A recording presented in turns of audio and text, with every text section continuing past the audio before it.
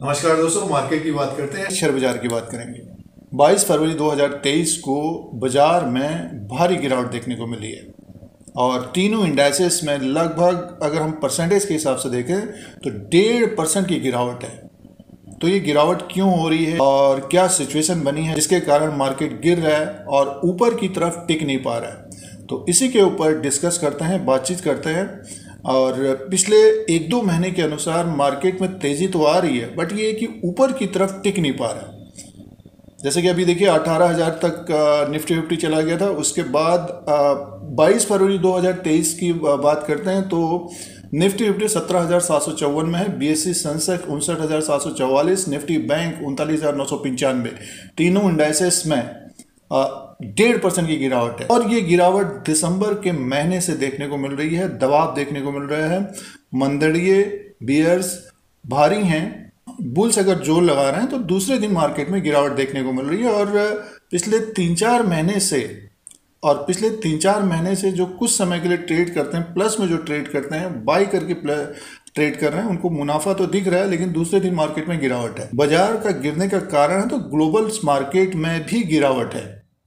और जो अभी लेटेस्ट जो वजह है बाजार का गिरने का, तो देखिए जो यूक्रेन और रूस के बीच जो वॉर हो रहा था, लड़ाई हो रही थी, 22 फरवरी 2023 को रूस के राष्ट्रपति व्लादिमीर पुतिन ने यूक्रेन में जो लड़ाई चल रही है तो एक तरह से चेतावनी दी है, और चेतावनी है न्यूक्लियर आर्म्स की। और जो पॉलिटिकल इशू बना हुआ है यूरोप और रशिया के बीच, यूक्रेन से जो लड़ाई हो रही है, तो ये एक बड़ा कारण बना हुआ है। तो इसके लिए अमेरिका ने चिंता जताई है।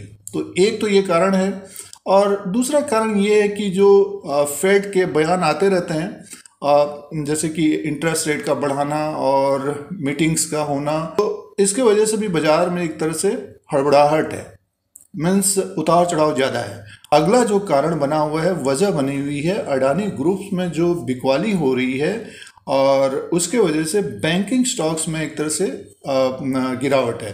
खास तौर से देखिए आप पीएसयू बैंकों में एक तरह से गिरावट ज़्यादा देखने को मिल रही है। आप एसबीआई को देख लीजिए, केनरा बैंक को देख लीजिए। एसबीआई में देखिए अच्छी खासी गिरावट है, अपने हाई से लगभग 15 से 20% नीचे की तरफ है। केनरा बैंक है, पीएनबी है, पंजाब नेशनल बैंक है, और बैंक ऑफ बड़ौदा है। जो तेज़ी में थे पिछले 3-4 महीने पहले, जो तेज़ी में थे, उनमें एक तरह से मुनाफा वसूली देखने को मिल रही है।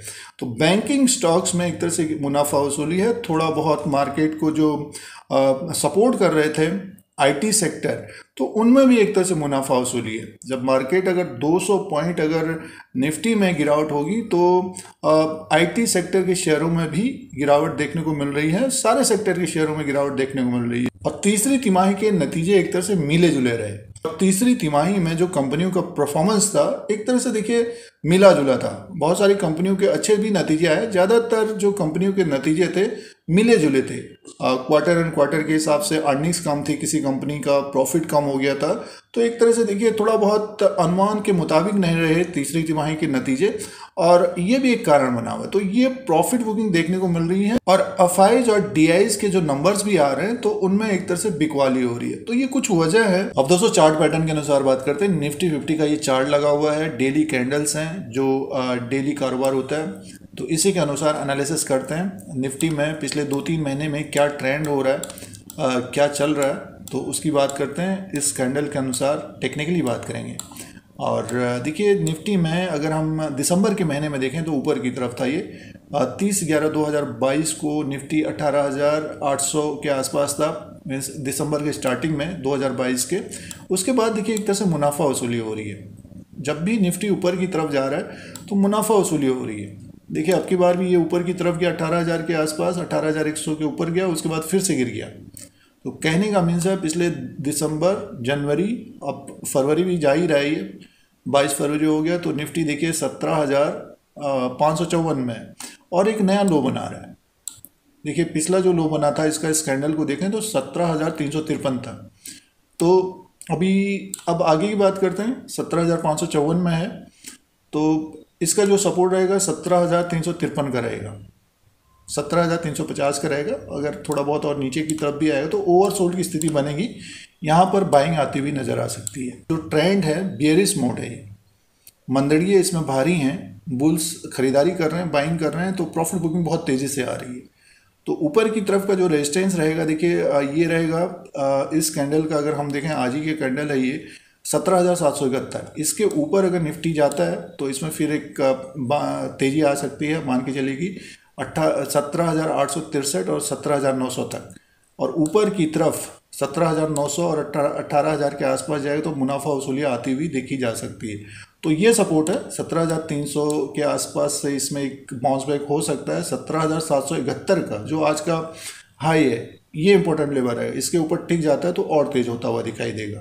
तो इसमें देखिए जो स्मॉल इन्वेस्टर्स हैं, निवेशक हैं, वो उनको क्या करना चाहिए। पिछले 2 महीने से तो एक तरह से देखिए मुनाफा वसूली आ रही है, तो मीन्स कहने का मीन्स है जो खरीदारी कर रहे हैं उनको मुनाफा नहीं हो रहा होगा पिछले 2-3 महीने से। उससे पहले देखिए निफ्टी में एक बड़ी तेज़ी थी, 16,700 से बढ़कर सीधे 18,000 तक पहुंचा था, 2,000 पॉइंट की तेज़ी आ गई थी। उसके बाद देखिए एक तरह से मुनाफा वसूली। पिछले 2 महीने से निफ्टी में बियर ट्रेंड है और जो बिकवाली ज़्यादा हो रही है और ख़रीदारी हो रही, तो दूसरे दिन मुनाफा वसूली आ रही, तो ज़्यादा प्रॉफिट नहीं मिल रहा होगा। और जिन्होंने स्टॉक खरीदे होंगे थोड़ा बहुत मुनाफा वसूली की होगी। अब इस गिरावट में जिन्होंने लिया है, तो अगर निफ्टी बाउंस बैक करता है 17,771 और 17,800-900 के ऊपर जाता है तो प्रॉफिट बुकिंग करनी चाहिए, प्रॉफिट बुकिंग करनी चाहिए और तुरंत नहीं खरीदना चाहिए। और जो ट्रेडर हैं तो बगैर स्टॉप लॉस के कारोबार न करें। हमारे अनुसार बगैर स्टॉप लॉस के कारोबार नहीं करना चाहिए।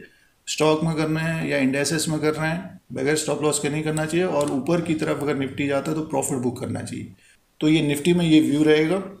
और गिरने के जो कारण बना हुआ है बाजार का, बहुत सारे इश्यूज बनते रहते हैं और आगे उतार चढ़ाव बना रहेगा शेयर बाजार। हमारे चैनल धीरज सिंह के स्टॉक्स पर बने रहने के लिए सब्सक्राइब करें, लाइक करें, शेयर करें, कमेंट करें।